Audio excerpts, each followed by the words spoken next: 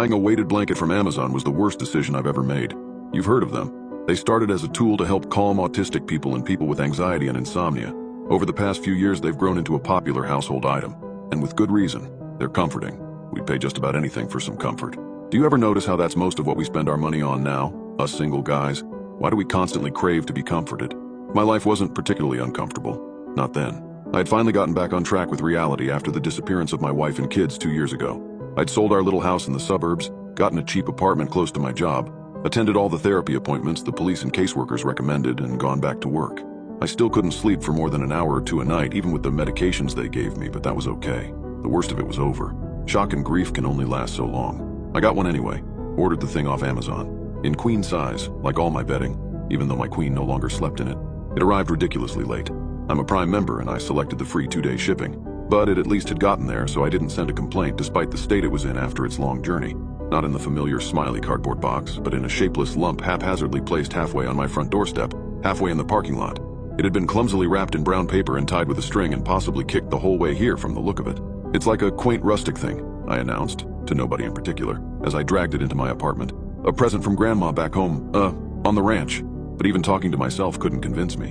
It looked like a bomb, delivered straight off the set of an action movie. The package was beaten up, stained, and the rough jute string was frayed and nearly falling apart. It looked singed in several places too. It took me 2 hours, 3 gin and tonics, and a hearty microwave dinner to work up enough courage, or suicidal depression, to actually open the thing. The blanket was bundled into a poorly folded cube, held together by another length of the same string that had bound the paper. I wasn't impressed with its packaging, but the blanket itself looked all right.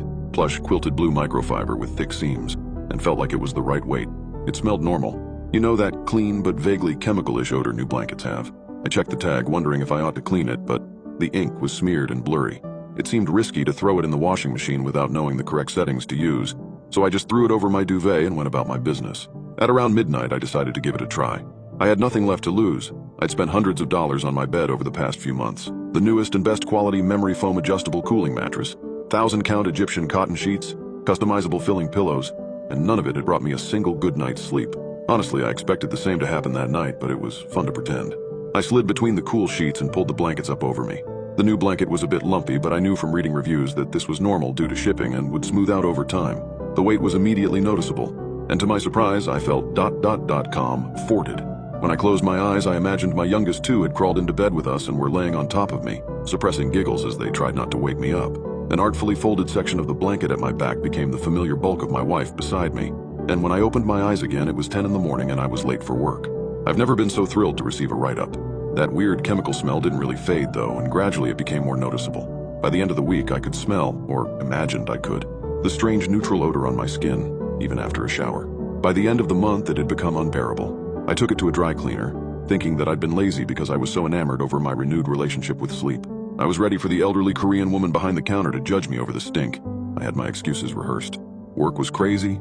I'd had it in my car and forgotten, and I'd had Indian food for lunch and forgotten the leftovers in my car over the weekend, which had amplified the smell, but I didn't have a chance to recite this story. She only waved a handheld metal detector over my blanket and said, "Filling wrong, can't clean, try spray with Febreze, you can get on Amazon." I couldn't imagine what about the filling could be wrong, and I told her so. Sure, it was still a bit clumpy from shipping, but Amazon had listed the filler as polypropylene, and all the reviews recommended dry cleaning. "Metal?" she explained, then shooed me out the door with 20 pounds of smelly quilt in my arms. Another month of beautiful, comfortable sleep went by before I couldn't live with the smell anymore. People had begun to comment on it at work. Megan, my manager, had tactfully suggested I check my laundry machine to see if maybe a rat had gotten in there and died or something. That was my last straw. I came home determined to get rid of the blanket and buy a new one. But you know what happens when you lose your entire world with no answers? You start to cling to things, you hoard them, because you can't lose the comfort they bring you. I'd tried 6 dry cleaners before I found one who spoke enough English, through a heavy Boston accent, but you can't have everything to explain it to me. "Sometimes they fill these with glass beads," he said.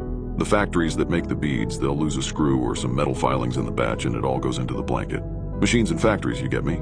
Yeah, so what you can do is cut the seam a little and dump the balls into a bucket or the bathtub or something. Throw the blanket in the wash, hang it up to dry, then you just pour them back in and sew it up." I told him I didn't know how to sew. "You can get a funnel off Amazon for a few bucks," he said, and shrugged at me in a particularly apathetic sort of way before turning back to a pile of stained panties. I did exactly that. They took a week to ship it, which was annoying. But it was a bank holiday that Monday, so the delay made sense. Armed with my funnel and a bucket, I pulled the edge of the blanket over the bed and cut a tiny hole into the seam near the corner. I expected the beads to come pouring out in a clattery flood as soon as I dropped the corner into the bucket. Instead, there was a single loud thump as a lump of something metallic hit the plastic. I peered into it and saw a gold circle, a wedding ring with a fingerprint carved into it, and an inscription on the inside that I couldn't see because a chunk of meat and bone were still inside it, but I knew what it said. It said, "To love's eternal glory." It was my fingerprint on the band. My mind went blank and I lost control of my legs, forcing me to sit heavily on the edge of my bed. The motion tugged the blanket over another few inches and more of the filling came out. This wasn't a flood. It was more of a heave, like the blanket was vomiting up pieces of crumbling dry flesh and bone. Like a cyst being squeezed, thick clumps of horribly recognizable stuff squirted out into the bucket. My oldest son's teeth clattered loudly against the sides, and I saw flashes of silvery fillings from the cavities caused by gum disease he'd inherited from his mom.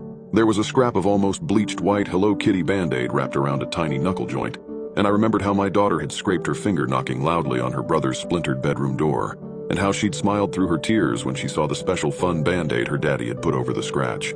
I'd been sleeping for 2 months beneath the heavy weight of 1,000 mummified pieces of my wife and children's bodies. The cops couldn't trace the package even though they tried. The security cameras in my apartment complex showed an unmarked brown van with no license plate, which dumped the package directly from the window onto my front step. There was nothing to track. Amazon's lawyers provided evidence proving they'd packed and shipped the correct, boxed and labeled blanket. Let me be fair to them. I must say that they offered me a prompt refund, in-store credit, but I won't be buying anything off Amazon ever again. I've gotten rid of my Echo. That was the first thing I threw out along with all my new bedding, and I canceled my Prime membership. Just for good measure, I threw out my smartphone and smartwatch as well. Amazon and smart technology are convenient, and that's great, but it's not worth the risk if things like this can happen. It's the only possible explanation after all. How else could they have found the bodies?